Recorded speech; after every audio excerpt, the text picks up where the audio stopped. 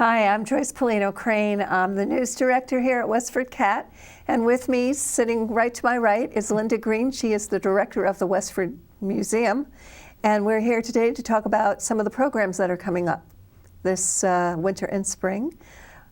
Nice to have you here, Linda. Thank you. Thank you very much. Let's just delve right in. You've got a program starting in February on the women's suffrage movement. Yeah. And it's based on a book that Barbara F. Berenson wrote. A lot of material came out of there, right? And she's going to be there to present? She is. We're, Westford celebrates the women's right to vote. It's a program surrounding the 19th Amendment and the ratification of that amendment 100 years ago. So this is in honor of the 100th anniversary. And the Westford Historical Society has partnered with the League of Women Voters and the Westford Cultural Council to bring you this celebration. And our first speaker is Barbara. She's going to be visiting with us on February 10th. Mm-hmm. Talking about her book and about the women that were involved in the early suffrage movement here in Massachusetts. And she's got another one on February 27th, and that's labeled A 2020 Perspective on Women's Rights. Right. 1920 to 2020. Right. After suffrage. And so we have another election coming up, and I guess this is a perfect program for the time that we live in at this very moment. But let's talk a little bit about, you've got something coming up in March and another program in May, all on the same topic. Yeah. Yeah, so this is a series of events that we're putting together. We're putting together some living history performances as well as book discussions. If you want to get back to the presentation on the 27th, we have actually invited in several of our local Westford leaders, women leaders, Ellen Hardy, Elizabeth Almeida, and Beth Morrison, to have a little roundtable discussion led by Barbara.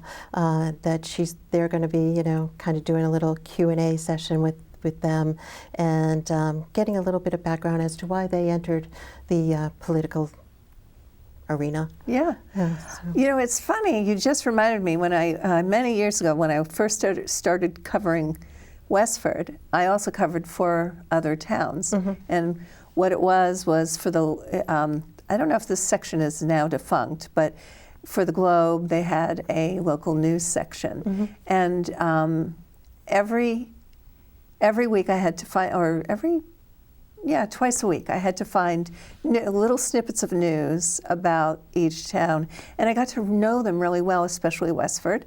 And I always wanted to do a story on the Women of Westford, because even back then, Andrea Perriner-Sweet was serving on the planning board.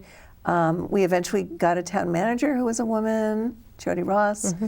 And I'm trying to think, and of course, Ellen was always, in the forefront, even back then. And I've always thought that would be a really fascinating little story. Yeah. Because it really, for the most part, Westford is not sexist. I'm glad to be able to say that. Yeah. For the most part. It's true. And then Jeff Hall and Rich McLaughlin are going to do something together on April 1st? April 1st, April Fool's Day. Uh-oh. And they'll be doing it up at the American Legion 437. On Groton Road, right off of Groton Road. Yeah. Yes, I know where that is, by Long Sought Fir Pond. Yeah. So they're going to be presenting this, the history. They're doing a slide presentation on the history of North Westford. So that's that wonderful. Should be a very nice presentation on that. They always do a wonderful job collaborating on bringing us these stories of our different towns in Westford, different villages. Yeah, it's just amazing how many people are so devoted to the history of the town. Yeah.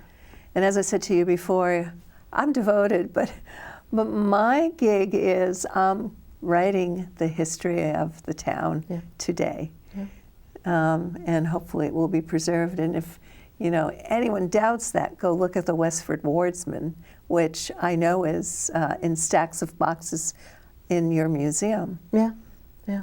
In fact, one of my sons, Jesse's Eagle project, could not have been completed without access to the Wardsman. Yeah.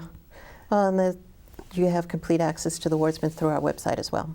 Oh, wonderful Yeah, to know. yeah, That's searchable, the whole thing. Yeah, great. I think I might check that out. I love that, and I love when Bob Oliphant puts his. I forget. I edited that heading for so many years at the Westford Eagle, but I don't remember exactly what he calls it. But it's a look. Oh, I think it was a look back to 19 something or other. You know, a look back in time. In time. Thank you. Yeah, bad memory, but I love that column. We all do. So, and then what happens on May 3rd? More Wild Women of Westford? We got to May, we've got March. Oh, should we go back to March? Yeah. What's happening in March? March, we have living history performers coming in talking about the suffragist movement in the 19th Amendment. We have Harriet Tubman coming in, a woman who portrays Harriet Tubman. Oh. And she's going to be, talking about her involvement in the suffragist movement, how she toured the country, talking about equality for all people, not just women. Yeah. And then we have another living history performer coming in the 16th, I believe, is of March.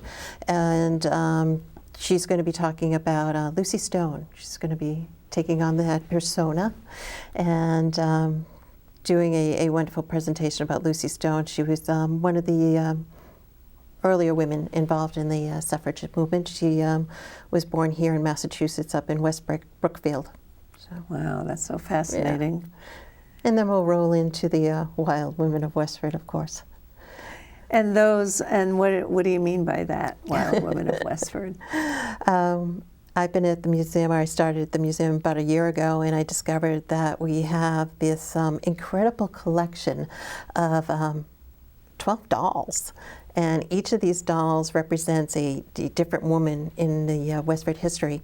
And they were made by in the 1980s by the women of the First Parish Church, and they were made as fundraising projects and sold them mostly during the strawberry festivals. And we managed to collect over time we have a full collection of them at the museum. And last year we took just 4 of them and created a wine and cheese fundraising project for the museum. And this year we're going to be doing pretty much the same thing, taking another group of those 4 women and talking about them, doing a little little program on them, and during a afternoon tea, a Sunday afternoon tea.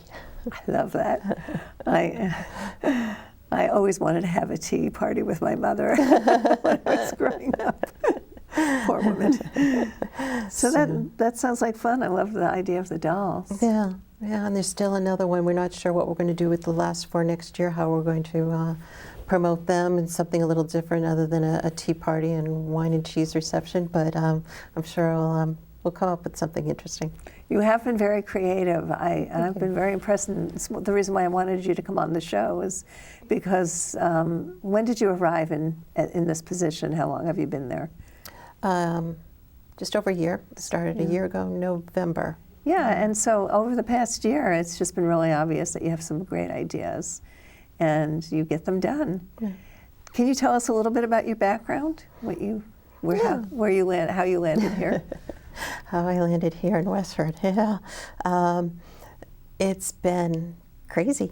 I grew up in Somerville, and after my husband and I got married, we moved down to North Carolina, and I worked for the University of North Carolina as well as Duke University as their textbook buyer. Bought all the books for the kids.